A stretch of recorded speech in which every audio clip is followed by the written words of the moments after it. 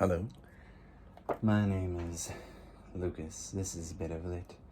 And I'm here to suffer through Joseph Campbell's The Hero with 1,000 Faces.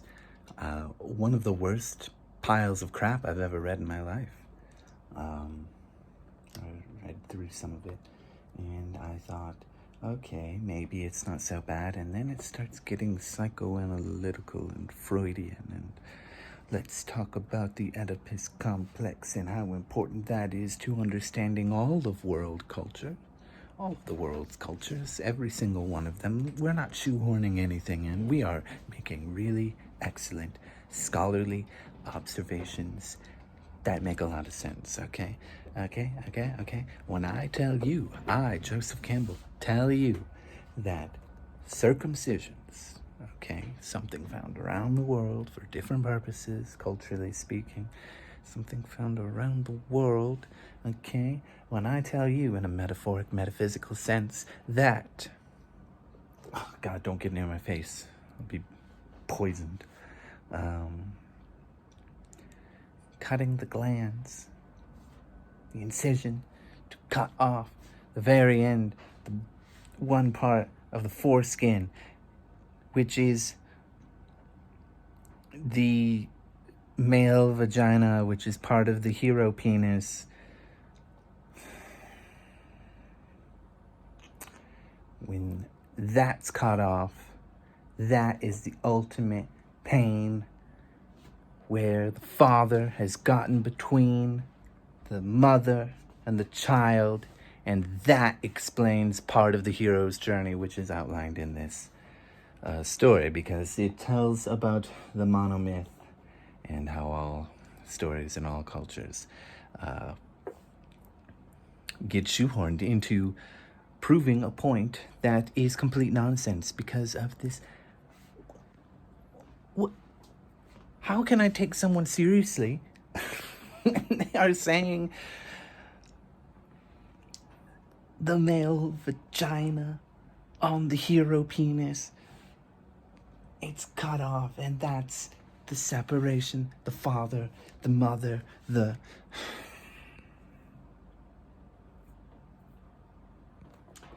This book is a little bit racist. Well, we'll see how racist, maybe not a little.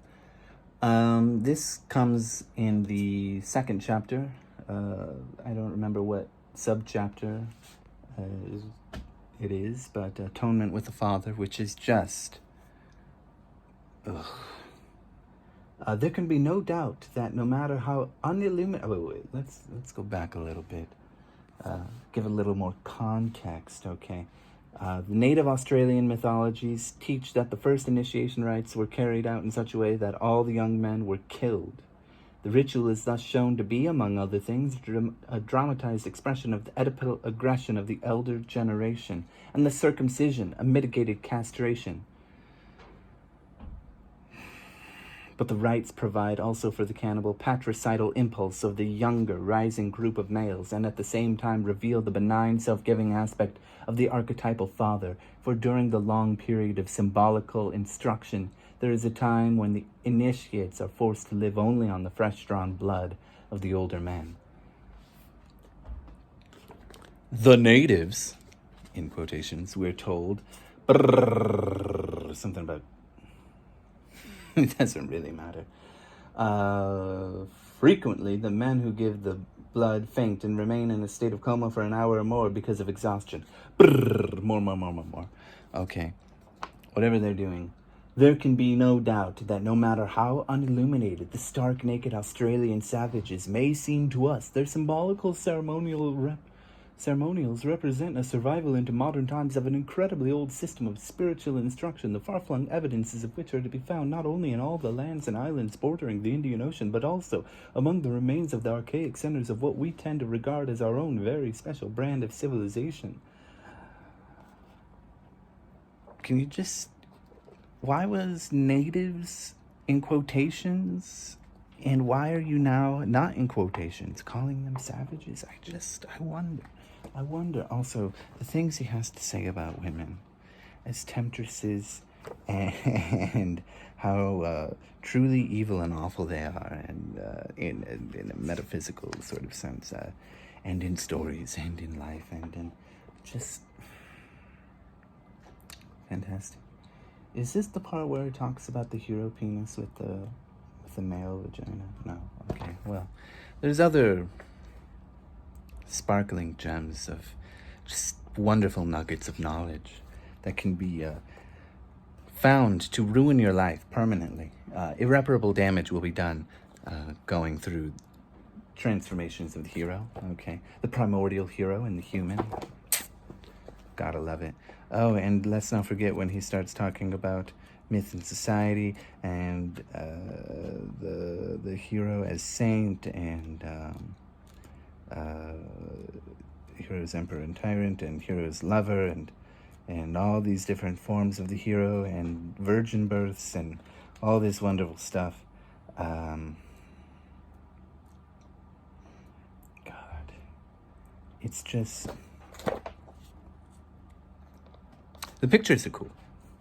It's kind of cool, and he talks about a lot of different things that I don't know about. You know, Navajo stories, Kalevala, Finnish epic poem, I believe. Different stories around the world. The thing, which I didn't really read much about, of the Aboriginals in Australia. Also very cool. However, it is tainted with the poison that is a Freudian lens, okay, a psychoanalytical lens. This is a disease upon mankind, and I despise everything about it, okay? Freud, if he had never been born, I mean, someone else would have said something, but in my mind, okay, if he'd never been born and put these thoughts together, we'd live in a better, happier world, okay? Same thing with whoever, who's the playwright that wrote Oedipus Rex? Aristophanes? I can't remember. If that play had just never been written, as good as it is, we would live in a better, happier world, okay? And if this book never saw the light of day, we would live in a better, happier world. This is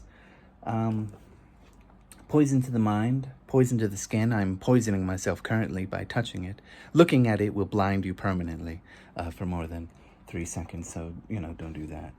Oh, God, my eyes already looking at it again. I blinked, I'm safe. I despise this book. I hate it. I hate it almost as much as The Inner Reaches of Outer Space, which is actual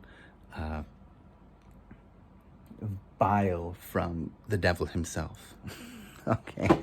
It's not to be trifled with, is my point here. How else can I be mean about this book? I don't know, man. It ruins any joy that I might get out of reading about mythology. I like reading mythology. I like reading books about mythology. I read this book recently, although there are some things I don't like about it, mostly some typos and some grammar issues. This is a wonderful book about myths in China, and it's a great introduction. We don't recommend it because of the typos and stuff, but otherwise it's really cool. Really fun, really great. I enjoyed reading this, and I enjoy reading Greek myths or Japanese or, you know, whatever. Wonderful, very cool.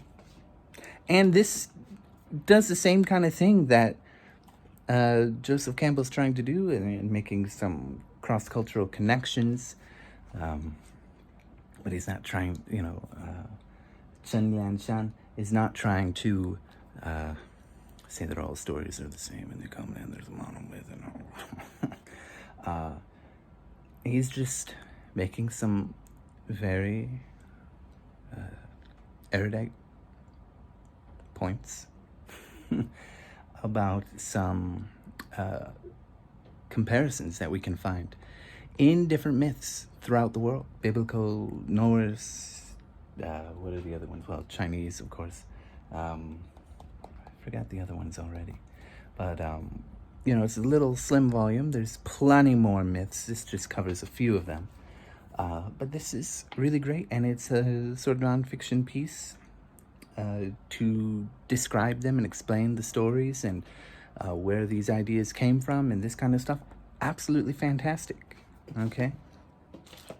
And then this, just, no. Drop it. Okay? Poison. Vile trash. And this is just a crime against humanity, I dare say. Okay? A crime against humanity. I don't know what else to say. I just think that I will never, ever understand anybody liking this book unless they're into psychoanalytical BS. And, I understand the interest in myths, okay? Don't read this book, okay? It is really dense, and it's dense in the wrong ways, because it's not like, well, okay, there's a lot of information packed in, but all of the information is through a stupid lens of psychoanalytical Freudian thought, garbage, trash.